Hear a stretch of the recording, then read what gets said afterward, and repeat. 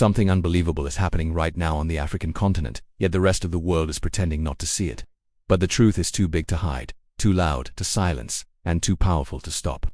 For the first time in centuries, a wave is rising across Africa, slowly at first, then suddenly, with force, confidence, and purpose. And this time, the world cannot control the narrative.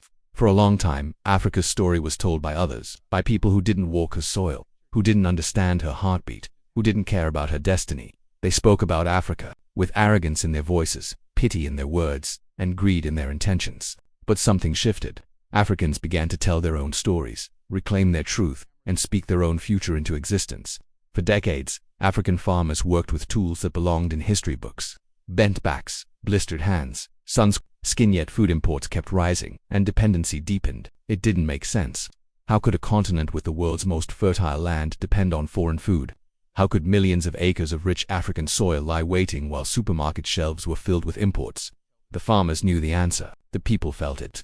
But the system wasn't built for African success. It was built for extraction, built for control, built to keep Africa at the bottom of the ladder. But then a spark, a small shift, a decision, an awakening. African farmers, African youth, African innovators said, enough, no more. This is our land, this is our story. And what came next shook the system that had been comfortable for far too long. Across the continent, new technologies started appearing in fields until generations. Machines replaced hoes, data replaced guesses, science replaced superstition, and yields began skyrocketing. Farmers who once struggled to feed their families were suddenly producing more than their villages could consume. A silent revolution had begun, one field at a time. But this wasn't only about agriculture. Something deeper was happening. Africa was waking up. A generation was rising that refused to bow its head, refused to wait for permission, refused to accept the old narrative. They looked around and said, why not us? Why not now? Across cities, industries began to appear where there were none before. Factories started humming at night. Young engineers working in small rooms with rusty equipment created machines that shocked even themselves. They no longer asked, when will help come? They said, we will build it ourselves. And then came Ethiopia, quietly, without noise, without global media glamour, without applause, building 300 drones in 3 months. No conferences, no international panels, just raw determination, long nights, brilliant minds, and relentless belief. The world didn't expect it. The West didn't want to talk about it. But it happened. A whole drone industry born not out of privilege, not out of foreign funding, but out of African ingenuity. This wasn't only about drones. It was a message, a signal, a declaration.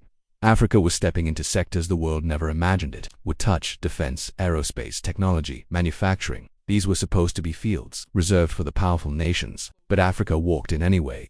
And then another shockwave. Nations that once accepted foreign control began saying no. No to exploitation. No to manipulation. No to foreign military bases. No to leaders installed from outside. From Mali to Burkina Faso to Niger, a new spirit took over, a spirit of defiance, a spirit of ownership, a spirit of dignity.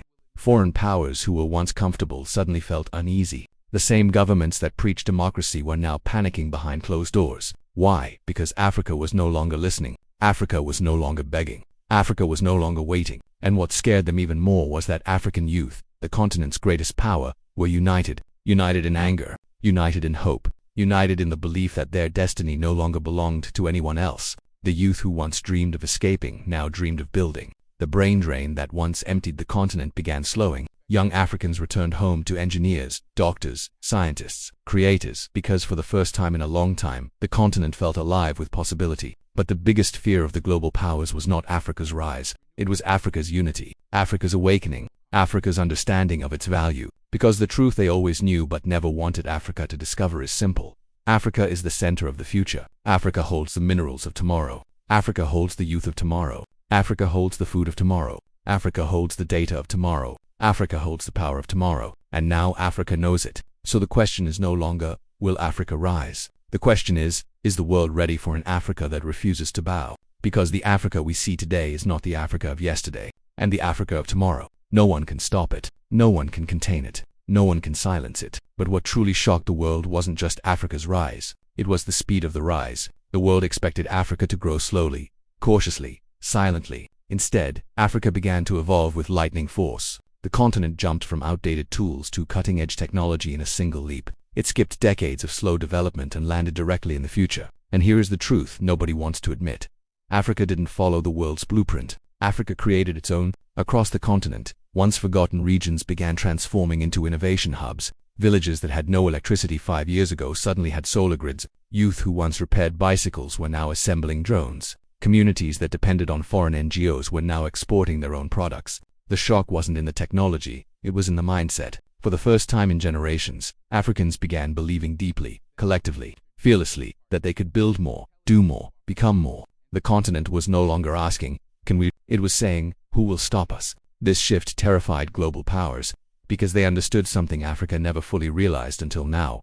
Once Africa wakes up, the world changes forever. Foreign governments began sending delegates with urgent smiles and worried eyes. They talked about partnership, cooperation, and friendship. But behind every handshake was fear. Behind every speech was panic. Behind every visit was desperation. Why? Because Africa's resources are no longer enough. Africa's markets are no longer enough. Now, the world needs Africa's approval, Africa's participation, Africa's stability, Africa's decisions. And for the first time ever, Africa is choosing for itself. Young leaders across the continent are challenging old agreements, exposing hidden deals, and tearing apart decades of dependency. Countries that once relied on foreign advisors now produce their own experts. Citizens who once feared to speak now demand accountability. The balance of power is tilting, and the world can feel it. But Africa's rise is not only political, it is not only economic, it is not only technological. Africa is rising spiritually, emotionally, and psychologically. The continent is healing from centuries of manipulation, exploitation, division, and trauma.